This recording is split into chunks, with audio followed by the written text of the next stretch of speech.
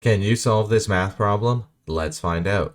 The first thing we're going to do is we're going to rewrite this problem down below. So we have parentheses 6 divided by 2 and parentheses to the power of 5 minus 12 parentheses 3 and parentheses. So since we have multiple operations within this same problem, we need to make sure that we're following the order of operations to solve this problem correctly. And we can see the acronym for the order of operations PEMDAS on our left-hand side here. The P stands for parentheses, so first we're going to solve for any equations that are in parentheses. So we have 6 being divided by 2, which we know gives us 3, and then that 3 is going to be to the power of 5. Now let's bring down the rest of this problem. So we have minus 12, parentheses, 3, and parentheses.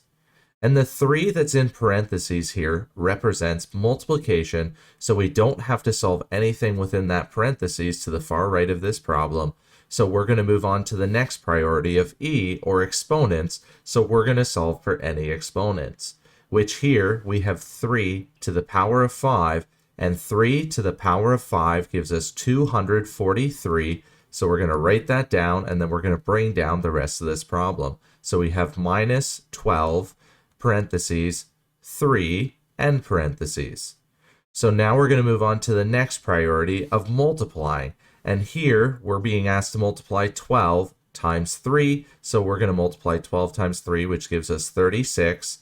Then we're going to bring down the rest of this problem. So we have 243 minus 36, which when we subtract 36 from 243, we get 207.